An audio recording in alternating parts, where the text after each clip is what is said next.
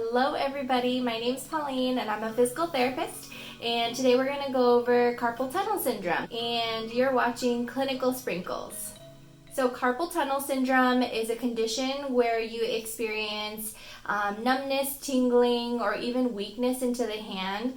One of the nerves that innervates our hand is called the median nerve, and it travels mainly into these three fingers on the palm side. If you've had carpal tunnel for a really long time, then this thumb portion right here would be really flat compared to the other side, unless you have it on both sides. Numbness, tingling, some people would describe it as buzzing as well. Here's a couple quick tests to see if you have it. The first one is called a phalanx test. So you're going to put your palms together and then bring your hands down to about a 90-degree angle, and you're going to hold it for about 60 seconds.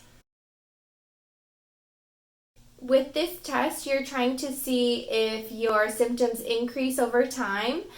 So symptoms being tingling or buzzing or even the numbness into those fingers.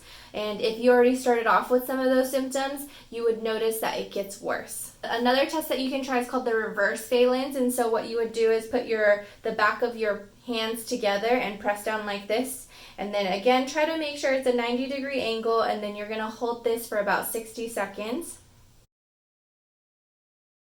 Another thing you can try is called a Tinnell Sign, and what that is you're going to expose the part of the median nerve that is most superficial about the wrist, and so what you're going to do is tap it. So tap it really hard with one of your fingers, and it should send zingers kind of up the palm into those three fingers by doing that. Typically, by doing this, it shouldn't be irritated, but for someone who has carpal tunnel, that would probably be provoking, so it would make it feel worse. And you only have to do it probably 5 or 6 times or until you worsen the symptoms. Carpal tunnel can be even better diagnosed with nerve conduction tests, but to do it in a clinical setting or even at home, those would be the 3 tests that I would try. Things to make carpal tunnel syndrome feel better, I would definitely be asking the person if they work at a desk.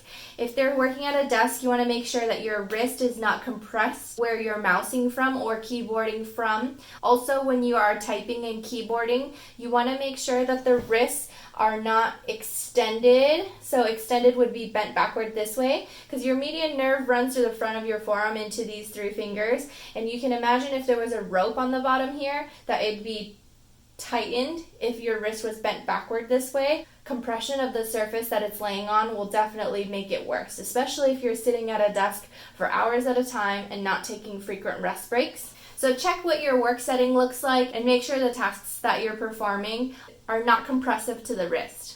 Another thing I'd recommend for people to do is to get up, move around. You can do some wrist circles, kind of things like this, just to get your blood flow going to the hands. Other exercises that you can try is you can try to squeeze some silly putty. If you have Play-Doh laying around the house somewhere, you can work on your grip strength. Typically with carpal tunnel, grip strength is lost as well, and so that's an exercise you can work on in the later stages once pain and intensity of symptoms start to reduce.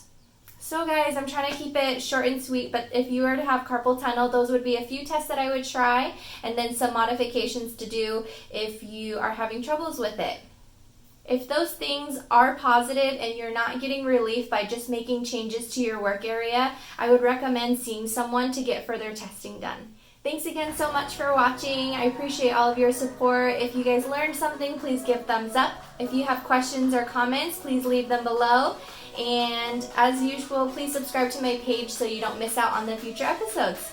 Thank you so much.